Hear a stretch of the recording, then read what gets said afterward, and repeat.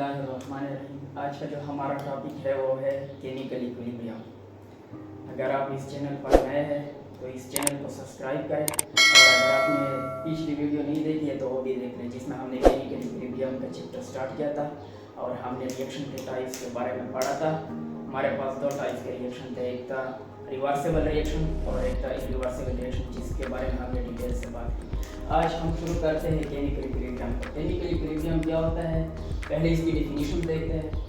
A reversible chemical reaction is in chemical equilibrium state when the rate of forward reaction equal to the rate of reverse reaction and the concentration of its products and reactant remains constant।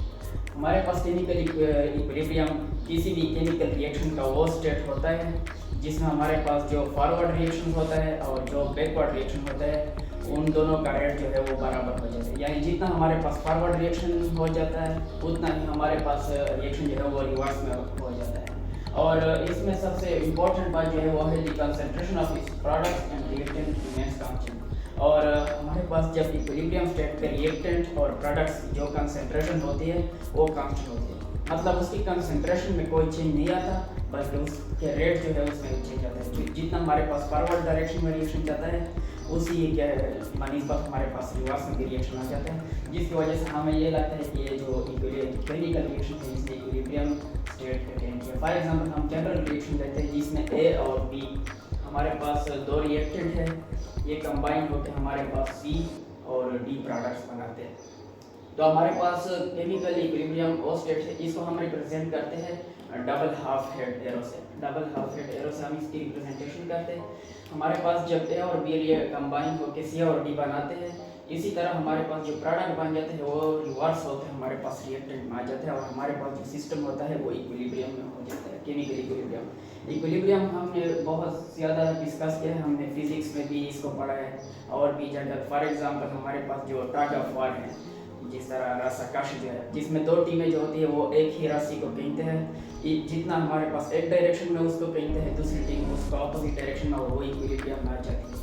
इसी तरह हमारे पास जो ceiling से bulb जो हमारे पास हमें दिखाई देता है उस पर भी दो फोर्सेस, एक ग्रेविटेशनल फोर्स डाउनवर्ड होता है और एक उसमें नॉर्मल फोर्स अपवर्ड हो जाते हैं, जिसकी वजह से दोनों की जो मैग्नीट्यूड है वो बराबर हो जाती है और वो इक्विलिब्रियम में आ जाता है। इसी तरह हमारे पास जितने भी केमिकल रिएक्शन है इसमें भी इसी तरह के हो जाते हैं।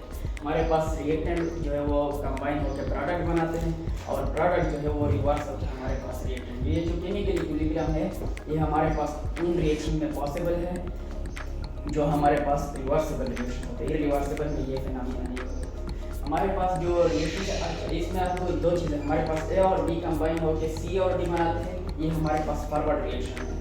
और दूसरी रिएक्शन हमारे पास ये हो रही है कि जो सी और डी है ये दोबारा रिएक्ट करके हमारे पास रिएक्टेंट में कन्वर्ट हो जाती है, जिसको हम बैकवर्ड रिएक्शन या रिवर्स रिएक्शन भी कहते हैं। तो फॉरवर्ड रिएक्शन क्या है? Forward reaction is the conversion of reactant into products for unit time.